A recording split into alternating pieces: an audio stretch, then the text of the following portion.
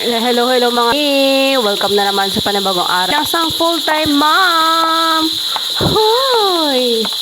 Ito mga view mga may ay kuha ko to kagabi sa aming likuran. Iyan po ang aming likuran ng mga may. So, dumami na ang mga dahon-dahon dyan.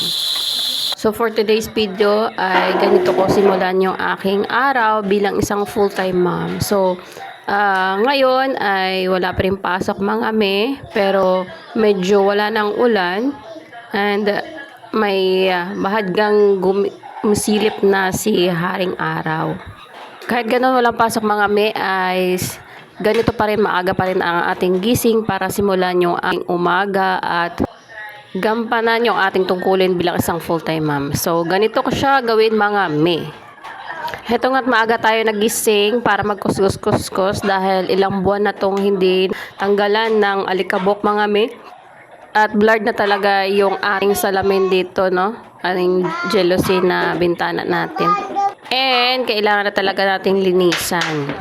So 6 AM ito at maaga din talaga tayo bumaba kasama si Ate Polly dahil nagising din siya pagkabangon ko, kaya pinababa ko na lang siya para naman hindi magising yung isa. So while tulog si Bunso ay makagawa tayo ng mga gawain dito sa bahay mga me na walang sagabal. While si Ate Polly naman ay pinapasok ko muna dito doon sa kwarto namin. At sabi ko ay magtitimpla lang ako ng kaya milk po. Pero dito ay tapos na ako kanilang baby bottle na binabad ko lang sa kumukulong mainit na tubig at antay lang natin na kahit 20 minutes para magtimpla sa kanya. So ayan mga me, tapos na ako dito sa may kusina mga me. Ayan. Kahit papano ay nabawasan na yung alikabok at may malinaw-linaw na ang ating bintana. O di ba? Kahit papano ay kaya-aya na tingnan. So, dito naman sa salame, 1, 2, 3, 4, 5, yung aming bintana dito na mahaba. So, mahirap yan linisan mga me.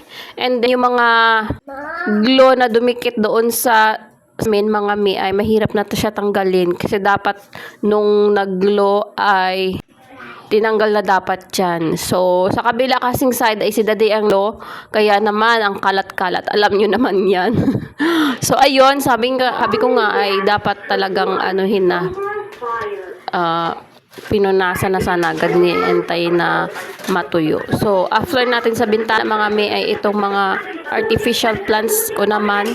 Yung aking pupunasan kasi nga mandami na ring alikabok at ilang buwan na rin hindi na rin napunasan ito at hinahayaan ko lang sa gilid.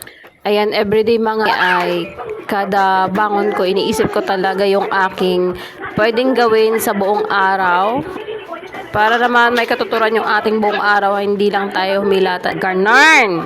So, syempre naman mga may, kung nakahilata lang tayo buong araw, mas lalo tayong tatamarin. So, ayan mga me, talagang may timetable talaga ako mga me everyday. Pero once naman na pagod na talaga ako at syempre araw-araw din naman tayong may ginagawa dito sa bahay. At pag alam ko masama yung aking pakaramdam, dyan na ako stay put muna. Dahil mahirap naman mga may magkasakit, diba? At alam nyo naman na tayo lang naman kumikilo sa bahay at wala naman tayong aasahan pa. And Monday, Friday, naghahatid sundo pa tayo kay Kuya sa school. And then may dalawa pa tayong bagets dito na alagain. Pag dito yung kanilang amahan, kasama na rin siya. Good thing na yun mga me na minsan ay naghuhugas din talaga siya ng plato, nagluluto siya. So ayan. Kahit pa man ganon ay may kalat-kalat pa rin siya talaga. Hindi pa rin ako satisfied sa kanyang ginagawa. Charis. Well, anyways, appreciated ko naman yan at gusto rin naman niya tulungan ako at nakikita rin naman niya kasi niya yung hirap ko dito sa araw-araw at alam naman niya yan. So, paminsan-minsan ay nag-complain din talaga ako sa kanya ng pagod. Nern. Hindi na talaga parinig niyan mga may pantulungan niya ako dito sa gawaang bahay. So, pag tambak-tambak talagang gawaang labahin may ay siya na rin yan, nagwa-washing mga may. Hindi ko na yan inuutusan mga may. Kusa na si Day na maglaba. So, ganito ang kalat ng aming sala today may. Nakikita niyo yan. Pero, ayan, hayaan lang na mga bata maglaro dyan. And then, yung mga pastel ako dyan ng mga paper. Mga shapes yan. Kasi minsan tinuturuan ko yung mga bata ng ABC numbers and mga shapes. So, after doon, maglinis kami sa ating bintana. Syempre, dito na tayo ating favorite spot dito sa ating bahay. Yung ating tambayan. Charis. Hi! So ito, may mga natira pang mga baso kagabi. So hugasan na natin ite. So kagaya ng sabi ko kanina ay nakapaghugas na ako ng bata para naman timplahan ko na rin sila mamaya-maya ng onte. So everyday mga may ay hindi naman pare-parehas yung aking ginagawa dito sa bahay. Pero first plan ko dapat mga may ay naman ako. Alam niyo yung natira ko, 'di ba? So yun lalaban ko sana mga may. Kaso nga ay hindi pa na to yung aking mga sinampay dahil kakasampay ko lang ng mga 2 days or 2 days na nakalipas. So, pang 1 day na yan, mami, pag malakas ang araw, ay tuyo na talaga yan. So, ngayon, alam nyo naman, may at hindi maganda ang panahon, kaya naman di na tuyo ang ating sinampay. So, for today ay may tiraming kanin kagabi. Ayan. So, isasangag natin yan mamaya. And magsasaing na rin tayo hanggang gabi na. Yes, mga mi. So, ganyan ako rin mga mi hanggang gabi na. Pero pag si daddy ang magluto, yan, ay, nako. Isahang kain lang yan mga mi. Kaya naiinabi ko, isahang saing mo na lang para hindi ka na saing ng saing. Talagang hindi niya sinusunod yung aking sinasabi eh. And then, siguro iniisip rin niya na baka nisan, mga ganyan-ganyan. Sabi ko, hindi mapapanis yan. Depende sa iyong paghugas, lutuan na ng kanin yan. So, at ang rice cooker. Siyempre, linisan natin mabuti yan para naman talagang hindi mapang ating kanin kahit yan ng 2 araw dyan. So, if ever madami akong sinasaing mga mi ay nilalagay ko yan sa ref para naman initin lang at hindi talaga mapanis. So, yun ang aking technique. So, may mga mga kanin dyan mga mi. Pag kulang yung aming kanin, ay yun ang aking ininit.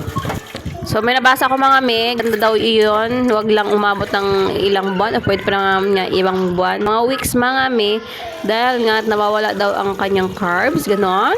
Correct me if I'm wrong. Tama ba? Basta mga mi, bumababa ang kanyang carbohydrates. Ganon. So, itong sain ko mga 3 at kalahating takal lang iyan. Kasama na ang aming breakfast, lunch, dinner. Diba? Tipid na tipid mga mi. Alam nyo naman at wala tayong tractor lang tayo sa bahay. Ari lang ang ating breadwinner. At ganun pa man ay inaasahan natin yung kanyang na sweldo na tira sa ating loan doon. Hey! Pinagkakasya lang natin yan. Nakita nyo naman aming lang laman. So for today ay naisip ko tipid sa breakfast ay maghotdog na lang ako and samahan natin ng itlog, parang scrambled egg with so gusto rin naman yung mga bata yan for breakfast at kasama na rin shemkets dyan. Ayan na lang natira sa aming egg.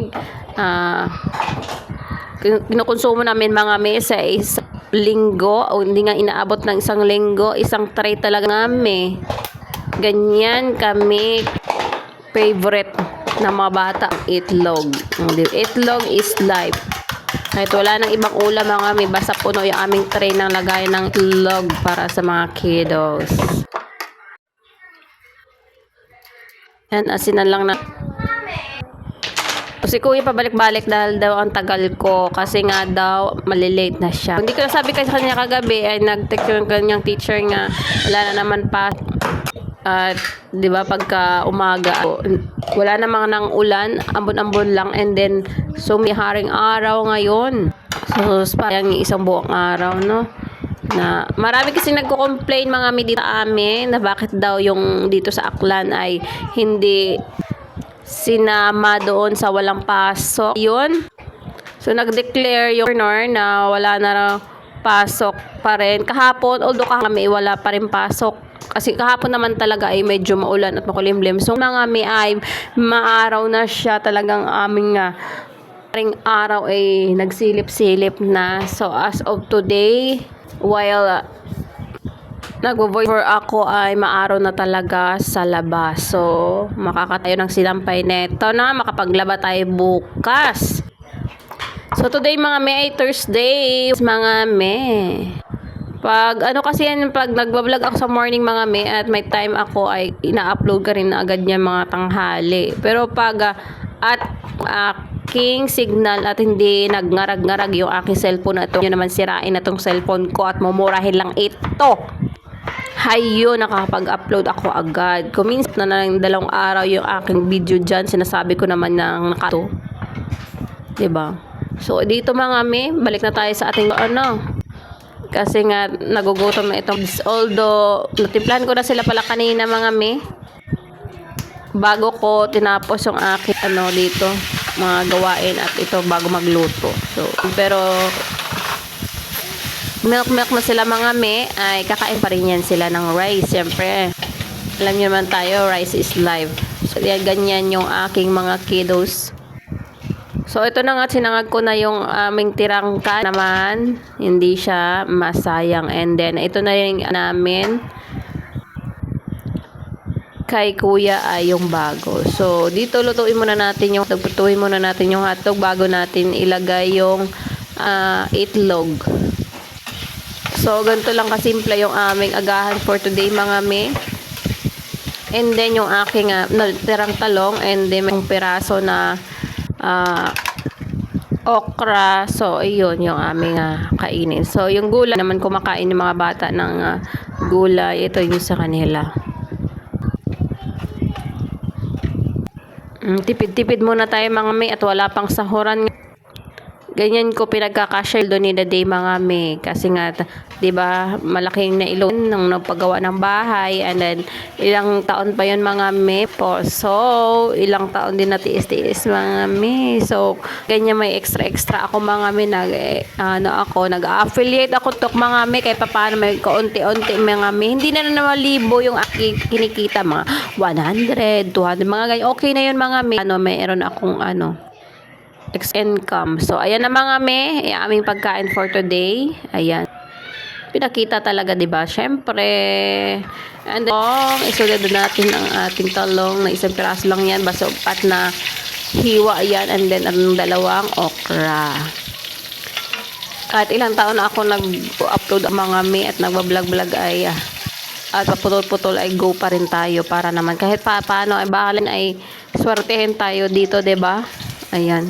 Hainin na natin ang ating. So, walang sausawan niya mga me. Direkta na natin yung pang-ulam na talo-talo na yan mga me. Pwede na yan. Swak na. So, that's it for today mga me. Thank you for watching. God bless. God bless.